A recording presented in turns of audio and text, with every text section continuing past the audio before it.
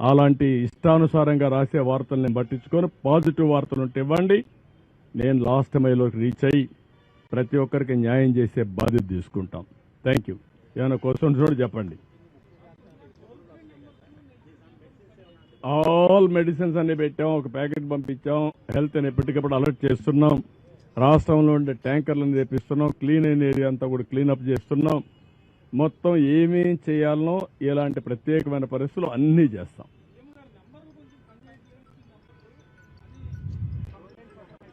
Okay, ఆ 2 నెంబర్లు ఇచ్చాను. ఒకవేళ అవసరమైతే ఇంకొక నెంబర్ కూడా ఇస్తాను. నేను వేరే కంట్రోల్ రూమ్ పెడతాం. మొత్తం వ్యవస్థ పెరాలసిస్ వచ్చింది. 5 సంవత్సరాలు పనిచేయడం మానేశారు. నేను ఇంకా ఏం చేయాలో నాకు కూడా తెలియని పరిస్థితికి వచ్చా ఇప్పుడు.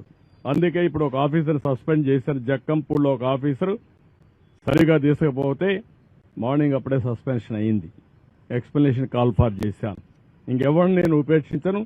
మంత్రులు కూడా సరిగా చేసిన పని చేయకపోతే వాళ్ళ పైన కూడా చర్యలు తీసుకుంటా. ఎవరని నాకు అవసరం.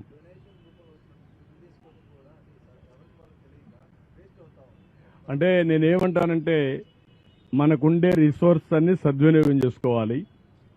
కాస్తో కోస్తో వేస్ట్ అయినా మేమేం చేశామంటే అందరికీ రీచ్ కావాలనే ఉద్దేశం చేశాం. వాళ్ళు రీచ్ కావాలంటే వాళ్ళకు ఇబ్బందులు ఉంటాయి. మేము ఒక స్ట్రక్చర్ కానీ సప్లై డిమాండ్ 2 కూడా చేయడం కోసం చేశాం.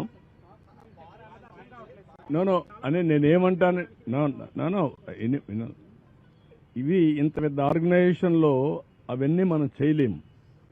మేము మనుషుల యొక్క మీకు పేపర్కి ఇస్తాం. పలాని వ్యక్తి పలాని ప్రాంతంలో మా సచివాలయం ఇన్ఛార్జ్ సీనియర్ ఆఫీసర్ ఒక అతను ఉంటాడు. సచివాలయం సిబ్బందిని అంతా తీసుకున్నాం. అక్కడే వాలంటీర్స్ కూడా డబ్బులు పే చేస్తున్నాం. వాళ్ళు కూడా ఉపయోగించుకోమన్నాం. వీళ్ళందరినీ ఉపయోగించి అవసరమైతే ఒక 5-10 మంది బయట నుంచి తెచ్చుకోమన్నాం. వీళ్ళందరినీ పెట్టుకొని ప్రతి ఒక్కరికి ఇమ్మన్నాం. ఆ స్టాక్ పాయింట్స్ ఏవైతే సచివాలయం నెంబర్లు మీకు ఇస్తాం, ఆ సచివాలయం నెంబర్లు మీరు పబ్లిసైజ్ చేయండి. అవి పబ్లిసైజ్ చేస్తే ఆటోమేటిక్గా ఎవరైతే వస్తారో నేరుగా వాళ్ళని కాంటాక్ట్ చేసి అక్కడికి పంపిస్తారు వెహికల్స్ అవన్నీ. బుడమేరు నుంచి బుడమేరు రెగ్యులేటర్ బుడమేరు నది మీద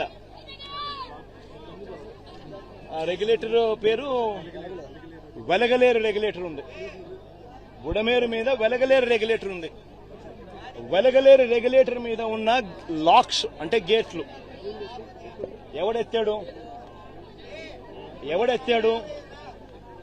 శనివారం అర్ధరాత్రి తర్వాత ఎవడెత్తాడు? ఎందుకు ఎత్తాడు? చంద్రబాబు నాయుడు గారి అది ఎత్తకపోయిందంటే చంద్రబాబు నాయుడు గారి ఇల్లు మునిగేది. ఎందుకనంటే ఆ నీళ్లు ఇలా తిరుక్కుంటూ వెళ్లి చంద్రబాబు నాయుడు గారి ఇంటి దగ్గరికి వెళ్లేటివి. ఇల్లు చంద్రబాబు నాయుడు గారు మునిగేది.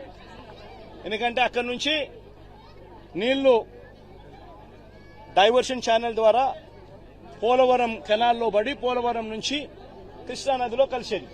ప్రకాశం బ్యారేజ్ దగ్గర కలిసేది. దానివల్ల చంద్రబాబు నాయుడు ఇంటి దగ్గర నీళ్లు దిగేటివి. చంద్రబాబు నాయుడు ఇల్లు మునిగేది.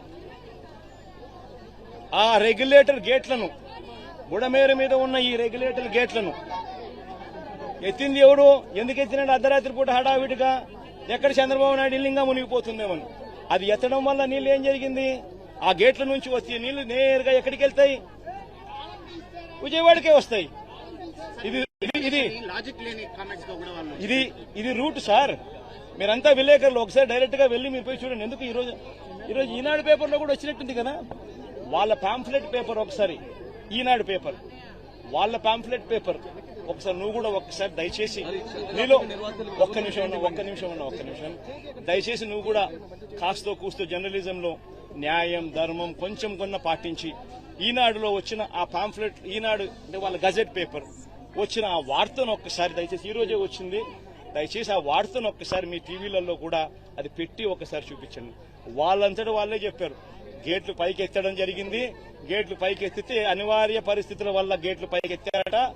అనివార్య కారణాల వల్ల నీళ్లు విజయవాడకు వచ్చినాయంట. వాళ్ళు రాసిన మాటలే.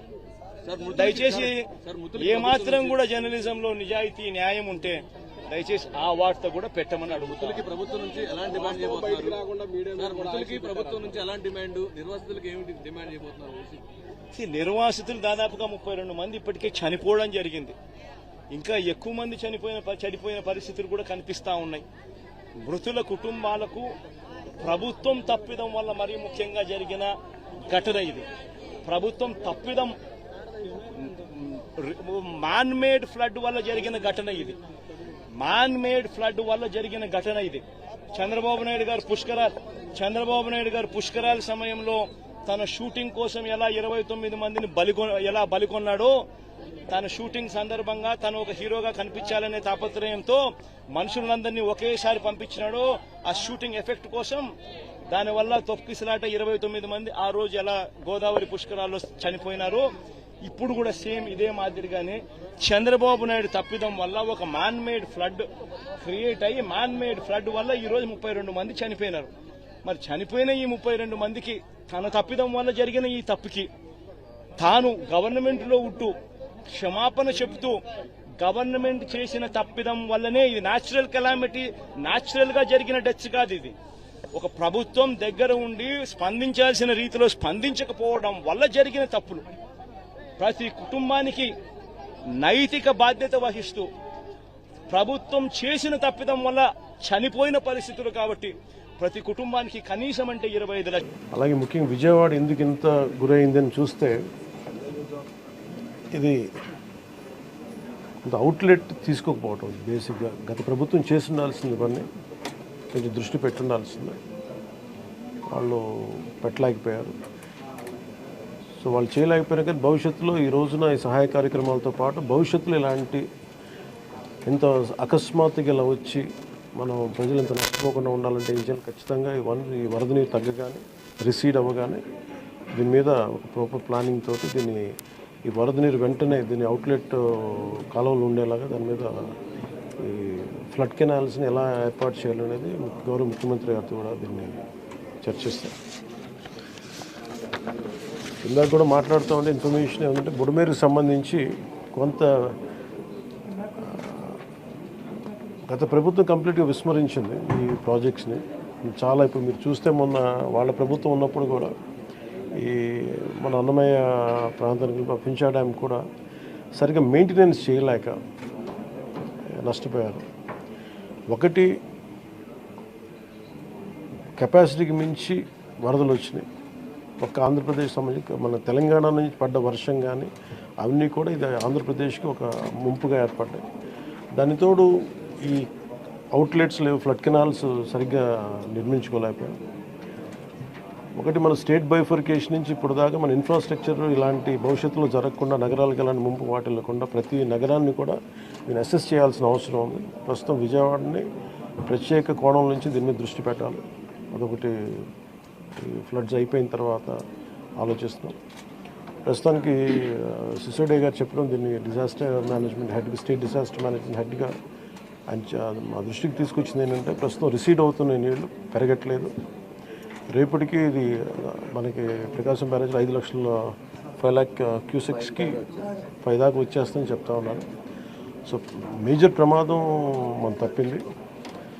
అంటే చాలా అదృష్టవశాత్తు ఇది భగవంతుడి కరుణ అనుకోవాలి. ఆల్మోస్ట్ ఒక 10-12 వేల క్యూసెక్లు రీచ్ అయ్యి ఉంటే అసలు టోటల్ అసలు మనం ఊహించిన ప్రమాదం జరిగి ఉండేది. అసలు మన ఎవరో కూడా అన్కంట్రోలబుల్గా జరిగి ఉండేది. ఒకటి ఇది మేజర్గా చెప్పాలంటే ప్రకృతి విపత్తు. ఇంకొంచెం తక్కువ స్థాయిలో మనం డ్యామేజ్ అయ్యిండేది ఒకటి బుడమేరు కనుక గత ప్రభుత్వం సరిగ్గా మెయింటైన్ చేసి ఉంటాయి. ఎందుకంటే వాళ్ళు అన్నీ చిన్న చిన్న ఇరిగేషన్ ప్రాజెక్ట్స్ కూడా సరిగ్గా కనీసం వాళ్ళు ఈ లాకులు కూడా రిపేర్ చేయలేకపోయిన పరిస్థితులు ఉన్నాయి వాళ్ళకి.